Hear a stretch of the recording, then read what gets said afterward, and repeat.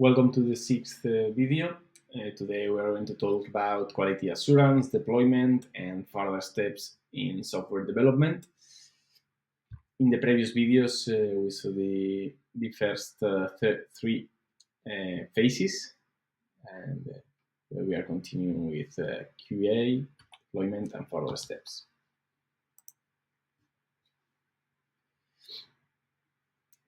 In the last video, we were focusing on the different layers that software development has, and we learned about front end, back end, and databases.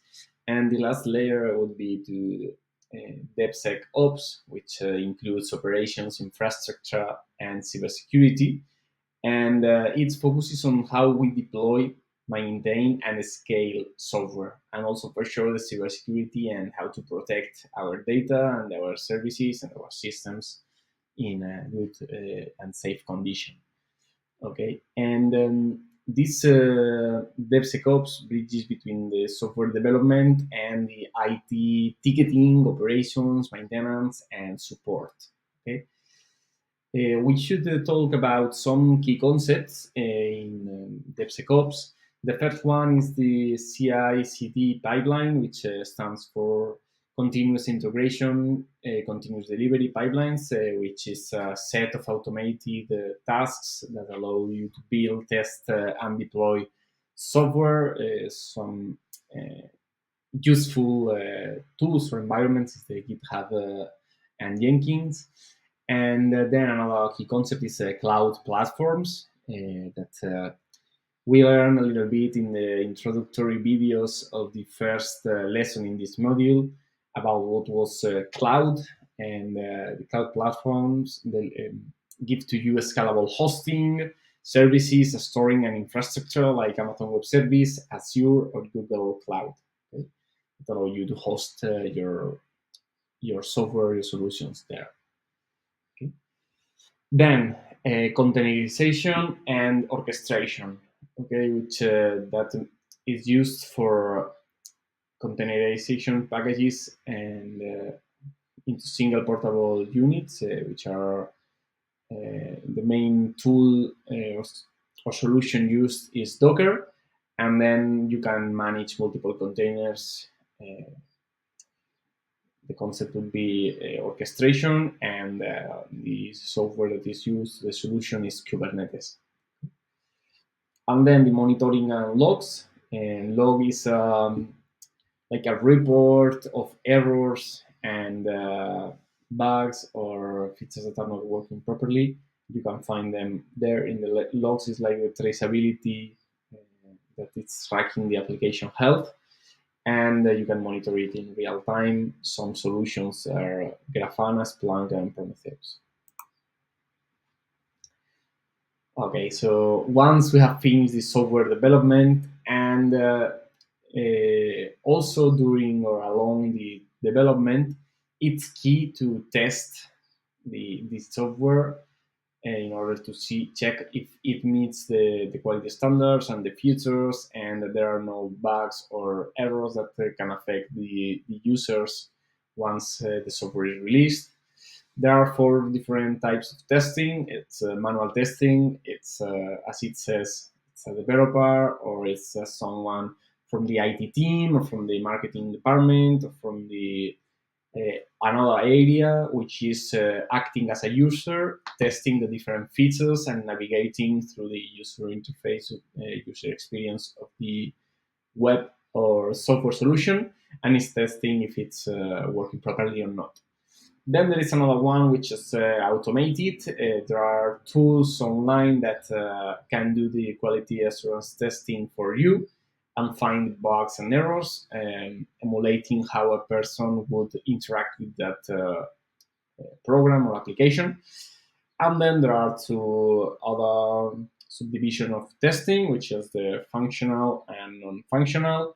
The functional is focused on the testing of the different features and functionalities, and the non-functional, it's testing which also include the user interface and other features that can be yeah, that can be improved in order to allow to the user to have a better experience. And then another concept interesting is debugging. Bugs are errors or behaviors that shouldn't be working in that way, and it can cause the software to malfunction or to have incorrect results. So it's important to try to find as much coding mistakes as possible at the very beginning before deployment in order to anticipate potential errors in the future that can affect the users or the data.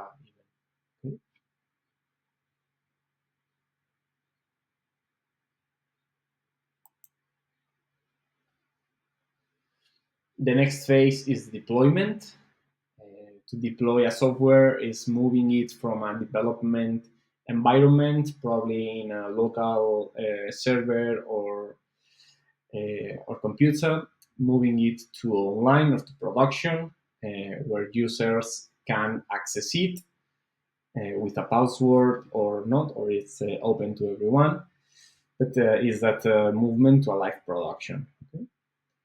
Some features or key concept that we need to do in the deployment phase is to release the code, documentate the program, also to configure the web server, update the databases, monitor and rollback planning, and then it's I would say it's mandatory to perform thoroughly quality assurance testing before deployment to avoid critical bugs and errors affecting the production environment.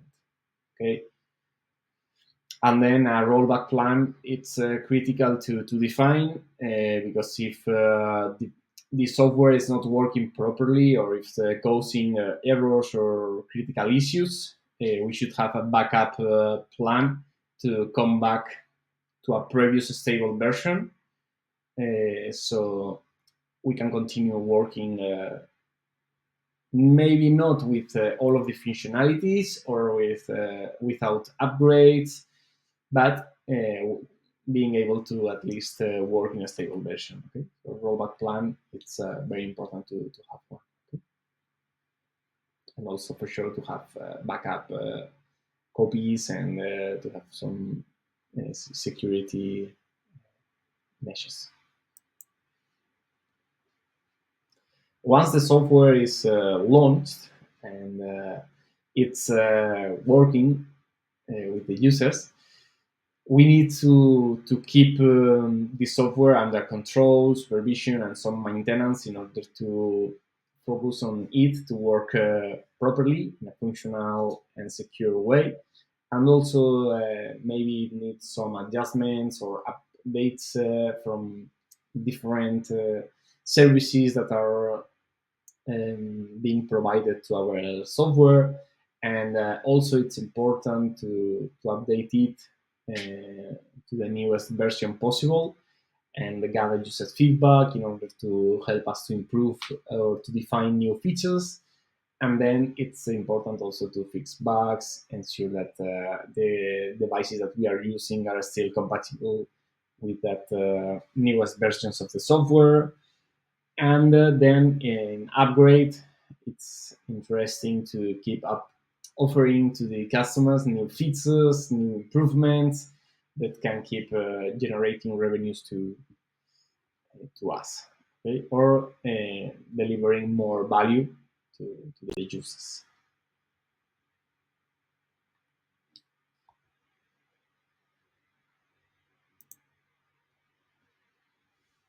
And the last phase of software development or a digital project, it's scalability, which is to think about how is this solution being to grow and uh, yeah, to older. How is it going to be more mature, and how could we prepare that software to be flexible so we can add new modules or we can switch some features or adjust it to the business needs in a middle or long term.